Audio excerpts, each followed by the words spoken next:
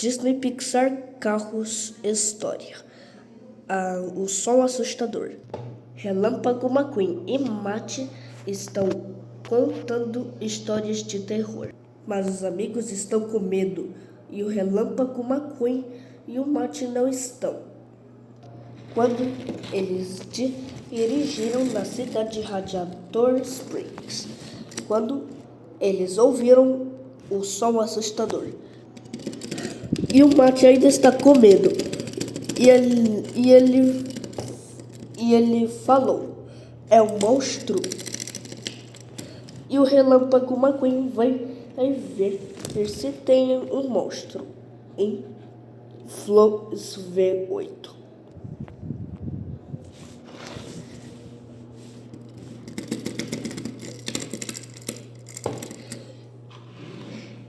E o Relâmpago McQueen falou: não existe um monstro, eram só as latas de tinta.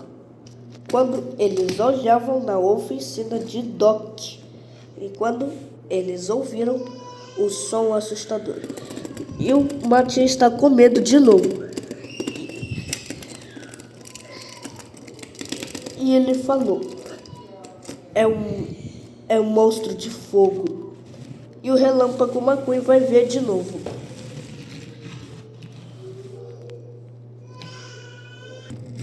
E o Relâmpago McQueen falou pro Matt: não existe um monstro de fogo.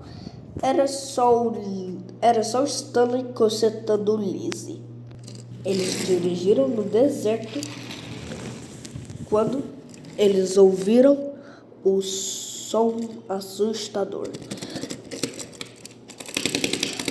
E o Tomate estava muito medo. E ele falou gritando: é a luz fantasma. O Matt ainda está completamente medo. E o Relâmpago McQueen vai ver que ele é corajoso. E o Relâmpago McQueen falou pro Matt: não existe a luz fantasma. Era só o Luigi e o Guito estava usando as lanternas para voltar para a garagem para dormir. Eles voltaram para a cidade quando eles ouviram o som assustador. E o Tom Mater falou com medo. E ele gritou: o som está vindo atrás da gente. O Tom Mater ainda está com medo. E o Relâmpago McQueen vai ver de onde é que veio esse som que está atrás da gente. Não era um monstro, e nem monstro de fogo, e nem luz fantasma. Era o Fastmaster que estava andando com o sonolento. Quando eles ouviram, e quando pum! E o Relâmpago McQueen e o Matt gritaram, eles fugiram. O susto foi Carla Veloso e a Cruz Ramirez que levaram o susto no Relâmpago McQueen. Enfim.